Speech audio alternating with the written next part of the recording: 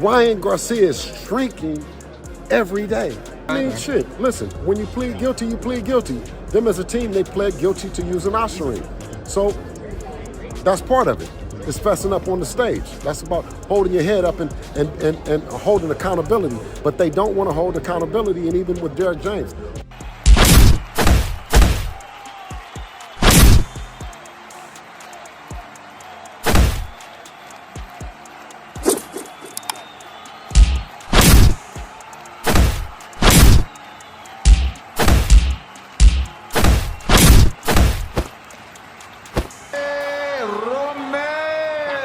May 2nd, 2025. Ryan Garcia's long-awaited return to the ring couldn't have gone worse. Fans filled Times Square to witness what was supposed to be the comeback of the year for the Golden Boy of boxing, but instead they were treated to a shocking upset no one saw coming. Garcia, who had taken the year off following a PED suspension, had been under immense pressure to prove he was the real deal, untainted by past controversies. The spotlight was blinding. Fans packed the streets, eagerly awaiting a battle that could catapult Garcia back to the top.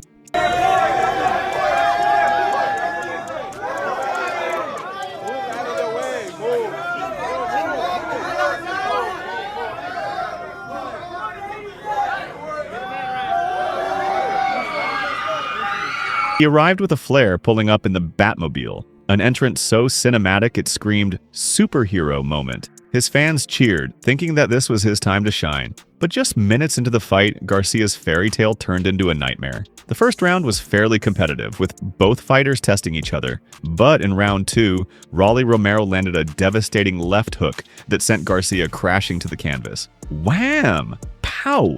A punch that would have made Batman himself wince. Garcia was flat on his back, staring up at the flashing lights of Times Square, trying to shake off the shock of it all. And just like that, the fight shifted. From there, Romero took control, dominating the rest of the bout with an intensity that left Garcia scrambling to find his footing. Garcia's every attempt to rally was met with counterpunches that seemed to only worsen his fate. The final scorecards read 115 to 112, 115 to 112, and a crushing 118 to 109, all in favor of Romero. It was a unanimous decision, but the real shock was the margin.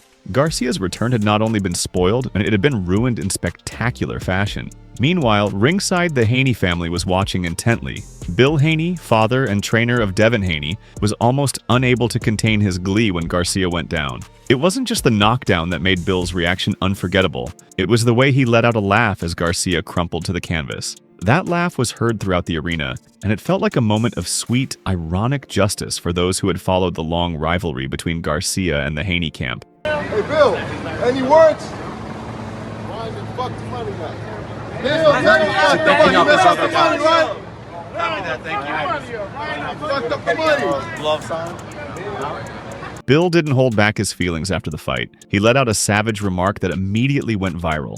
Ryan just feed the money up. But it didn't end there. As if that wasn't enough to stir the pot, Devin Haney joined in the fun. On social media, he posted a message that was ruthless. What happened? No Oscarine? The boxing world erupted in laughter, while Garcia's fans couldn't quite figure out how to respond. Was Haney's comment too harsh? Was he rubbing salt in the wound at the perfect moment? After all, Garcia's victory over Devin Haney was overshadowed by his PED controversy in April 2024, which led to the fight being overturned. Now, with Garcia tasting his own bitter medicine, Haney's remarks seemed like the perfect payback. But this fight wasn't just a boxing match, it was a spectacle.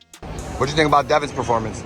It was okay, you know, I said to him, I think you really needed to hold your feet a little bit more. Like, he actually buzzed Ramirez a few times. And, you know, but I think there was a lot of nerves, and I think he's been out for a year. Ryan's been out for a year as well. The event was staged in the heart of Times Square, a location known for its iconic billboards and chaotic energy, and the fight mirrored that energy. This wasn't your typical boxing ring entrance. Forget about the traditional walk-ins with music and lights. This was Broadway meets boxing. Teofimo Lopez arrived in a yellow NYC taxi, drawing the crowd's attention with his quirky, iconic style. Meanwhile, Garcia made his dramatic entrance in the Batmobile, clearly trying to channel his inner superhero. The crowd? An eclectic mix of celebrities and legends. Boxing icons like Mike Tyson and basketball stars like Karl Anthony Towns were in attendance. But it didn't stop there.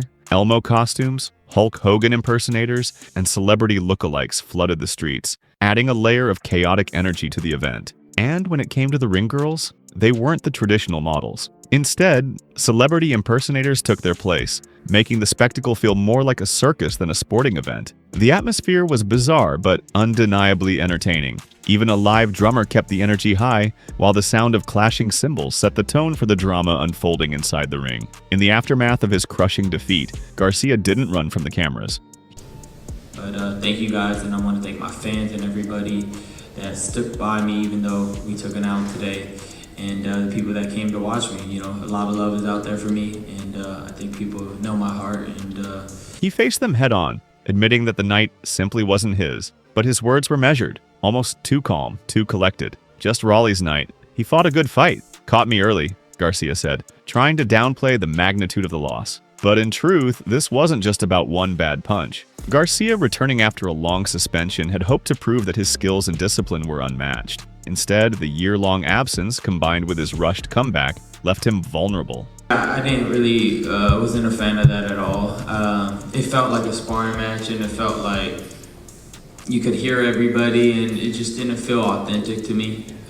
But, you know, no excuses. It is what it is. Garcia didn't shy away from addressing his own struggles. I just think that whole year off took a lot out of me, and physically and mentally. His attempt to stay positive on social media didn't go unnoticed either. Sometimes you just have to laugh it off and come back stronger. But fans were torn. Some praised his resilience and humility in the face of defeat. Others thought his comments seemed far too nonchalant for someone who had just experienced such a humbling loss. Was this his way of deflecting the blow to his ego, or was he genuinely at peace with the situation? This wasn't just about one night of defeat for Garcia. It was a pivotal moment for the future of his career. The highly anticipated grudge match with Devin Haney had been on the horizon. In April 2024, Garcia and Haney had faced off, with Garcia claiming the victory by a majority decision.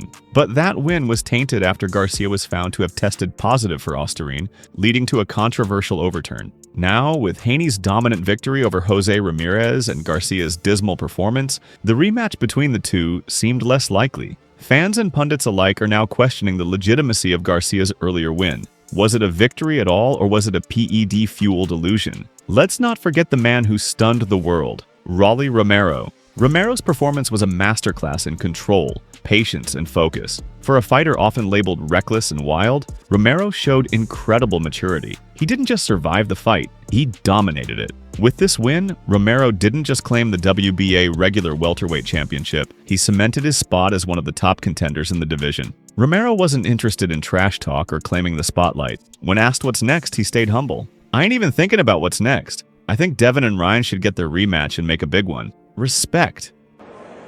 Man, I ain't even thinking about what's next. I think Devin and Ryan should get their rematch and make a big one.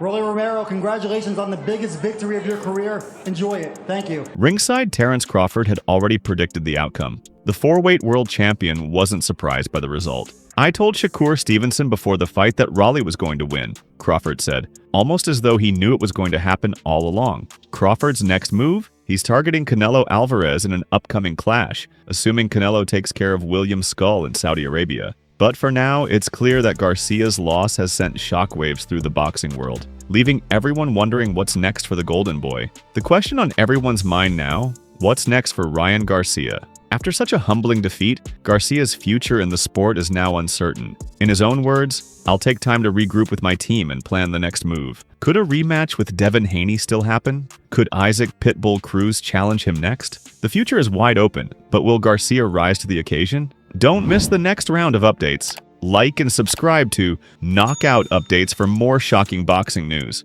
Comment your thoughts on Garcia's future and Romero's sudden rise. What's your take on Bill Haney's savage reaction? Was it justified? Or is the Haney family just having too much fun? Let us know. Until next time, peace out.